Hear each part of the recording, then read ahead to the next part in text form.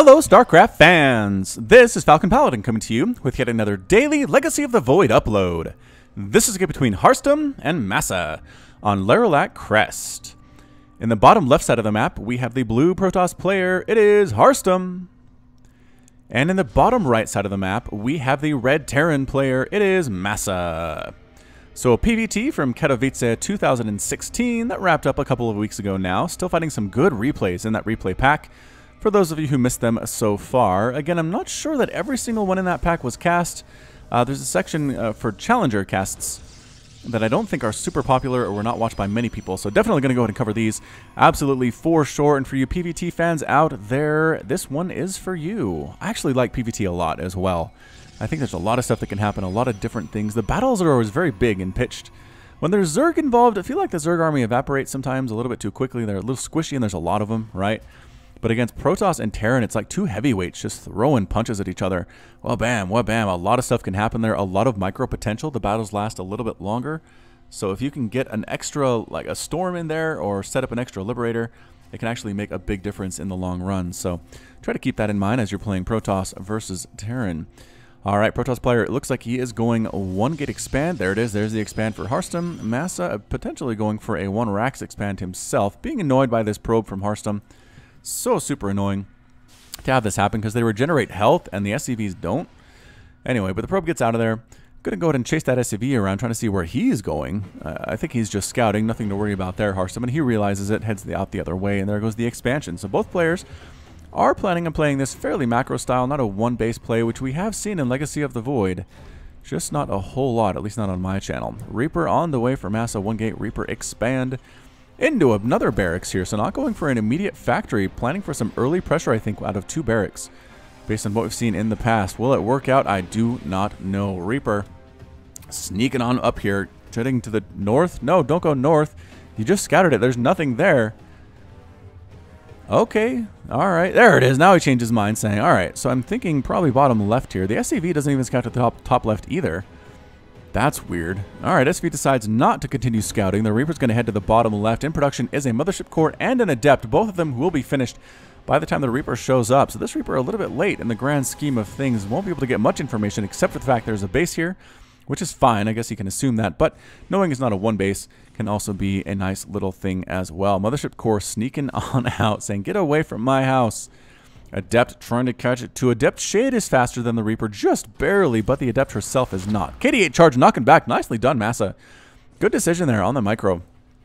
A robotics facility and a Twilight Council simultaneously being warped in for Harstem.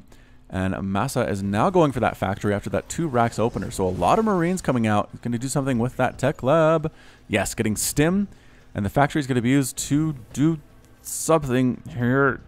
I don't see anything yet. Okay, so nothing quite yet out of our friend. Over 300 APM for both of these players to this point. A lot of stuff to do. The Reaper sneaking around and might actually survive long enough to get the scout. Does he? It was close. It was close. I think he got it. Oh, if he clicked on these, if he saw what those were, he actually got a full scout off on the Twilight Council, both and on the robotics facility. So nicely done, Reaper, sacrificing his own self to get in there, get information back for the collective. Or the Dominion, or whoever these Terran guys are.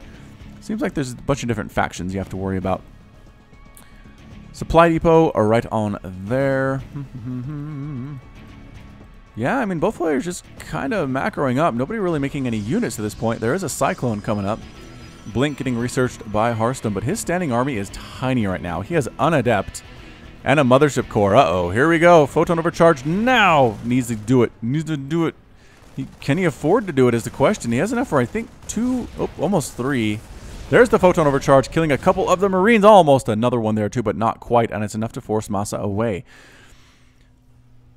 So the question is it MaSa or MaSa? I've actually heard both in watching broadcasts of this player from professional commentators from time to time. So I don't know exactly which one it is. It seems like the British professionals tend to call him MaSa, whereas the more American English professionals call him MaSa. So I don't know. I'm going to switch between both, I think, at this point, and we'll see who sounds more correct over time. Liberator on the way for our red Terran player and a tank. So adding a little bit of mech to his pure Marine force. Does he have any Marauders at all? He does not. No Marauders at all from our Terran friend. Dancing back and forth as the Cyclone, really worried about Warp Prisms, which is fair because guess what? Warp Prism. Now the good thing here about the Cyclone is it can use this lock-on ability, deals 400 damage over 14 seconds to ground targets, and 400 damage to over 14 seconds to flying targets.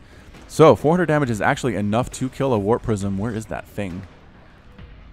I saw it. Oop, Army here worried about drops too. So both players really setting up nicely. Can he actually hit those things? Oh, I wanted to see.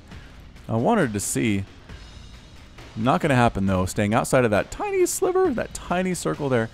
Warp Prism, units to Warp Prism. There you are. Warp Prism has 200 hit points, so Cyclone is a great choice if you're trying to defend this area of your map, of your base from an incoming Warp Prism. But instead, the Warp Prism is going to sneak up this long way around and come down from the north, and there's nothing here.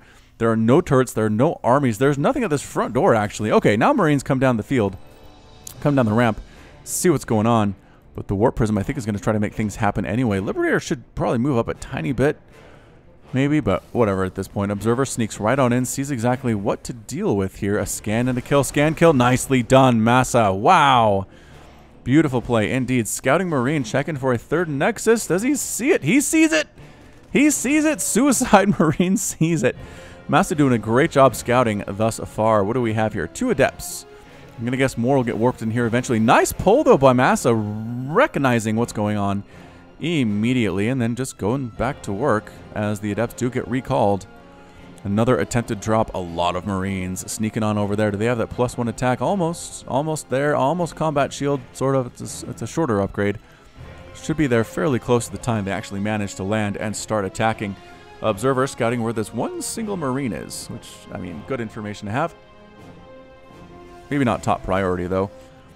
Another attempt to attack this. Scans and sees that the Stalkers have left. Going to kill some of these probes. Testing the waters there a little bit and does get shot right in the face. Drop trying to sneak around, but once again, Stalkers ready to go. Both players defending pretty well. Nobody's been able to get a really big drop-off. Everybody defending areas where drops can happen while they continue to macro up. It's 115 to 114. Total supply very even here. Ground weapons level 1 now completed for Harstem. And what else is he working on? +1 armor. Yep, and resonating glaives, increasing the attack speed of Adepts here by 40%. Is it 45%? I always forget. 45% it is. Something died there. Was that a... what was that? Units lost. I can't do that here. Anyway, somebody died for the Protoss army. All right. MaSa says, this is enough patty cake playing. I'm going to move on out with my tanks, with my Marines. Ooh, did he get the Warp Prism there too? I think he got the Warp Prism. Ouch. Ouch, Harstem. That's not a good feeling at all. A little bit too close to the flames, a little bit too close to the fire, and lost it. Boop. Evaporating the hallucinated Phoenix. Marines do a pretty good job against anything in the air, really, as long as they can hit them. Here comes some Immortals and some Stalkers and some Adepts with a Sentry for Guardian Shield mixed in there too. Who's going to go ahead and win this battle? Pushing forward here is MaSa, going to land the tanks. Coming forward is Harstem, and the Marines trying to kill something, but desperately actually running backward there is Harstem. I don't know about this. It kind of leaves his natural base exposed quite a bit. That Adept went a little bit too far. She gets evaporated. The tanks can actually lay siege to this base here, coming right on in with the Adepts. Can they get the tanks? They're going to try to make it. Nice concave here from Harstem, marching right on through.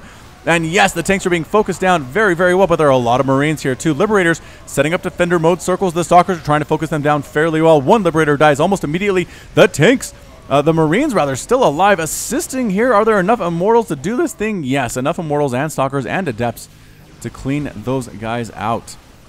Oh no, coming back around here is MaSa, saying, you know, I'm not scared of your Immortals. I'm not scared of your Stalkers, and good choice indeed. One medevac does get destroyed. Its carcass falling to the ground there.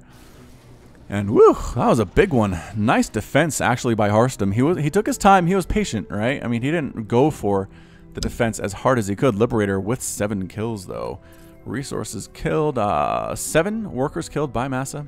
None killed by Harstem. Another pickup. Still 2 bases for MaSa. I would have liked to see him take another base, but he's been spending his money pretty well. Especially considering Harstem here has just been sitting here on 3 bases for what feels like the last 5 or 6 minutes, about half the game. Income tab 59 to 46 harvesters. Harstem in the lead here. Income looking fairly even on the mineral count just because mules are good, but definitely has an advantage on that gas count, which is so nice for Protoss. You definitely want as much gas as you can Terran can kind of hold off a little bit less just because Marines are so good throughout the game. They don't cost any gas whatsoever. Marauders too, not too heavy on the mineral count.